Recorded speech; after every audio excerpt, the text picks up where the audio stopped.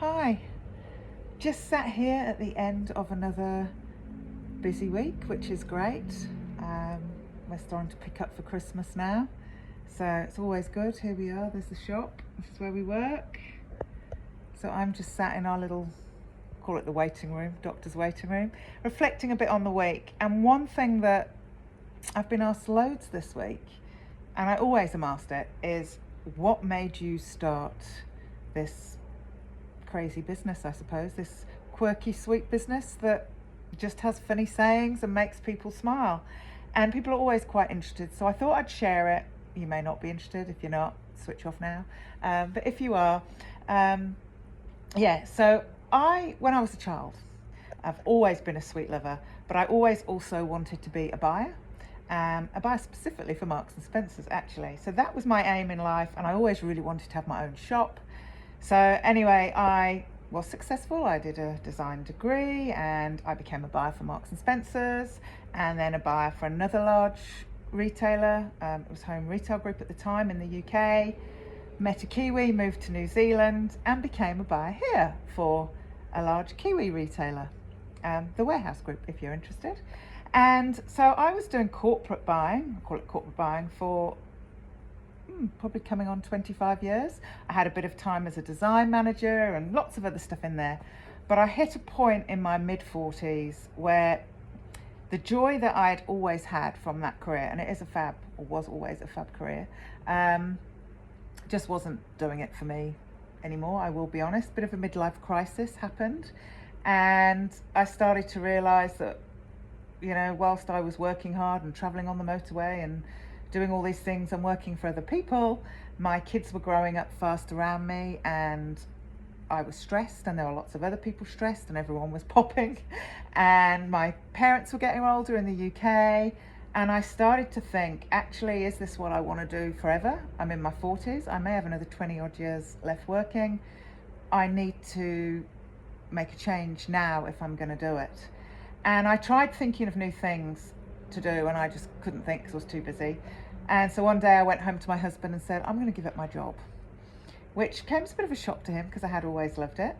And obviously he was like, can't you get another job first before just quitting? But I honestly couldn't. For me, trying to be in the headspace of my full-time job with the warehouse at the time and coming up with what I wanted to do next just didn't work. So I handed my notice in, and I had a 3-month notice period. And in that time, I set myself some challenges. So month 1, I was my Chief Dreams Officer, and I got a notepad, and I literally wrote down everything I loved. Didn't have to be work-wise, just anything I loved. I love being with people, I love having a good giggle, I love my sweets. I love property, I love interior design, anything. Didn't have to be relevant to anything.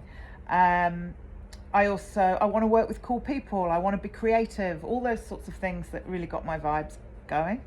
And I also wrote down all the things I didn't want. And I literally just filled a pad for a month. Didn't put any pressure on myself, just that's all I did. The second month was pressure month.